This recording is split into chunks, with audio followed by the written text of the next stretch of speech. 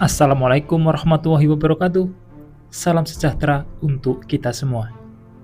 Kabar terbaru datang dari proyek strategis nasional di Provinsi Bali. Tol Gilimanuk Mengwi resmi dipangkas. Seksi 1 yang menghubungkan Gilimanuk sampai Pekutatan dibatalkan.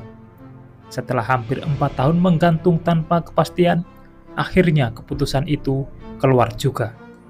Pertanyaannya, apakah ini solusi atau justru awal dari penyusutan proyek besar di Bali Barat?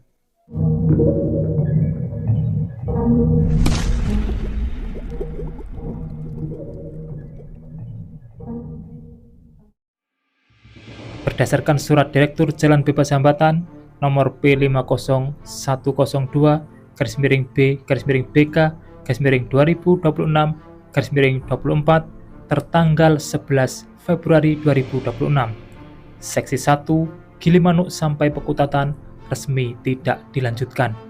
Artinya, yang lanjut hanya Seksi 2 Pekutatan sampai Soka dan Seksi 3 Soka sampai Mengwi. Bagian paling barat Bali justru terhenti.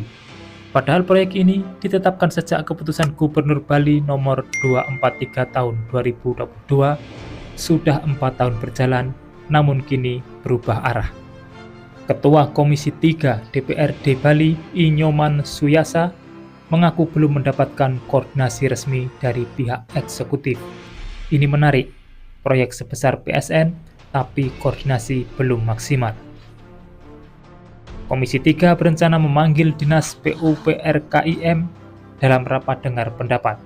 Targetnya, meminta penjelasan progres, memastikan rencana kerja 2027, dan mengetahui nasib keseluruhan proyek.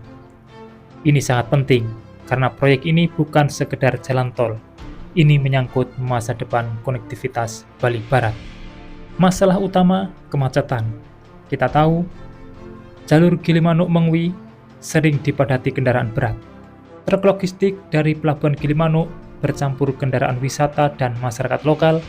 Kemacetan panjang bukan hal baru. Tol ini awalnya digadang-gadang sebagai solusi. Tapi sekarang, bagian paling krusial justru dipangkas. Apakah beban lalu lintas akan benar-benar terurai, atau hanya bergeser titik macetnya? Lalu apa dampak ke warga? Ada satu sisi yang jarang dibahas.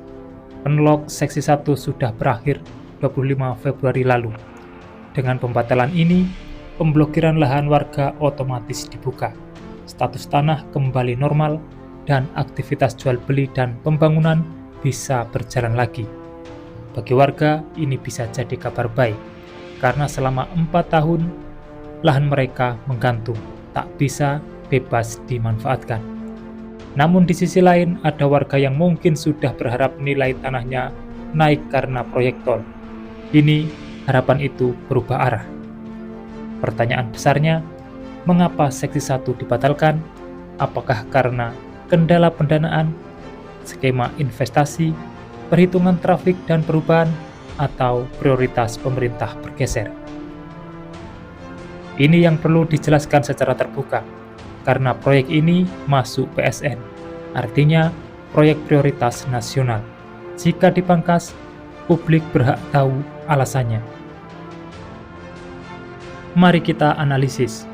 Ada beberapa kemungkinan.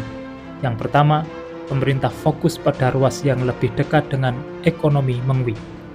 Yang kedua, Seksi Barat dianggap kurang layak secara finansial. Dan yang ketiga, investor hanya berminat pada segmen dengan potensi trafik tinggi. Tapi jika benar demikian, maka perlu strategi lain untuk Bali Barat. Jangan sampai wilayah ujung barat justru semakin tertinggal. Lalu apa yang harus dilakukan? Jika Seksi 1 batal permanen, maka opsi yang bisa dipertimbangkan adalah pelebaran jalur exiting, manajemen logistik pelabuhan, jalur khusus kendaraan berat, dan skema pembiayaan ulang. Karena kemacetan tidak akan selesai hanya dengan memangkas trase.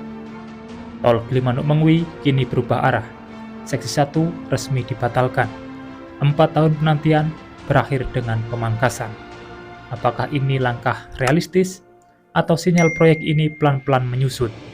Yang jelas, transparansi adalah kunci. Publik Bali berhak mendapat penjelasan utuh.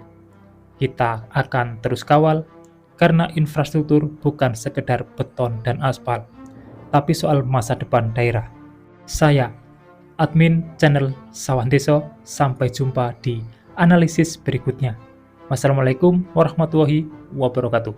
Sampai bertemu di kabar menarik selanjutnya.